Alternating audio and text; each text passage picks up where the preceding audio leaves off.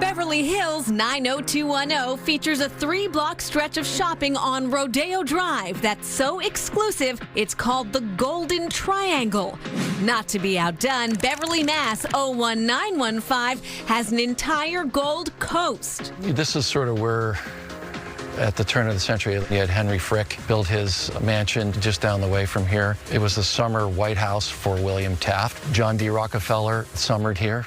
Lance Robb is a principal at Landvest, a luxury real estate company that doesn't just think Beverly is a hot commodity right now. They have the receipts. Up until about, say, 4 or 5 years ago, nothing sold over 13. I'm just going to use big numbers, 13 million, 12. And now we're starting to see consistent sales on the high end in the 13 to 15 range. So we're seeing at least a 30% uptick without question. Historic Beverly president Abby Battis shares the particularly fascinating tale of how Taft's summer White House became the Lynch Park Rose Garden. The year was 1909, and sitting President William Taft comes to summer at Stetson Cottage on the estate of Robert and Maria Antoinette Evans. Unfortunately, prior to President Taft's arrival, Mr. Evans falls off his horse, punctures his lung, and passes away, leaving a grieving widow to host the sitting president.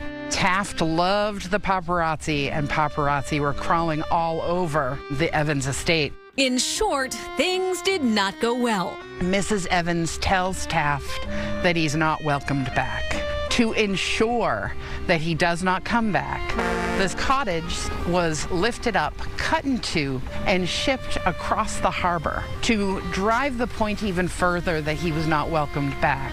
It's on the same exact day that Taft arrives for his second summer in Beverly that the Rose Garden opened to the public. Fortunately, today, Beverly residents don't have to live on the Gold Coast to enjoy it. Most coastal parks and beaches are open to the public. When we first moved here years ago, we didn't really even think of it as being a coastal community. I think a lot of people kind of feel that way. We met Aaron Mearns on the water.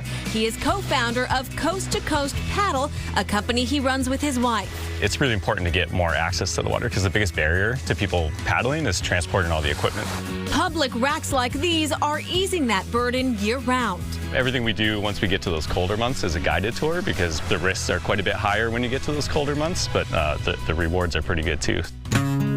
While it may be difficult to buy a home in Realtor.com's hottest 2025 zip code, you can certainly sample it by enrolling in one of the 2 4-year colleges based in the area. Well, I would also argue that Endicott College is one of the most beautiful campuses in the country.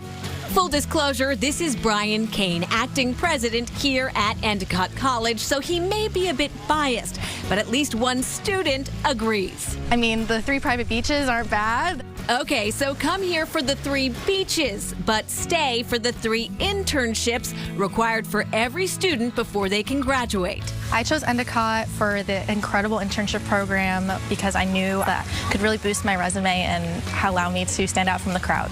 And how has Beverly's most recent boom affected student life? Our students definitely benefit from the growth of Beverly, but also Beverly has benefited from the growth of Endicott over the years.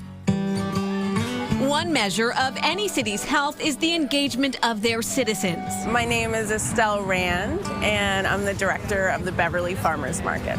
I really wanted a place to buy fresh local food that's grown on a farm, somewhere where you can talk to the person who grew your food, and also to give them a place to sell their fresh local produce.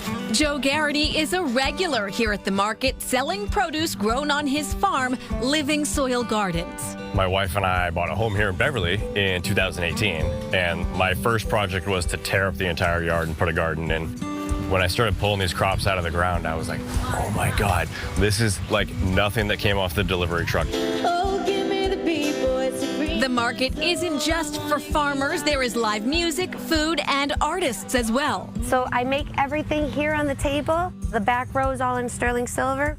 Metal wire wrap artist Alexa Damon has sold her work all around New England, but she says this market stands out. I adore Beverly. I feel like this farmers market really represents the community, how lovely and creative everyone is here. People set up their chairs on the lawn, like all walks of life are here. It's very lovely.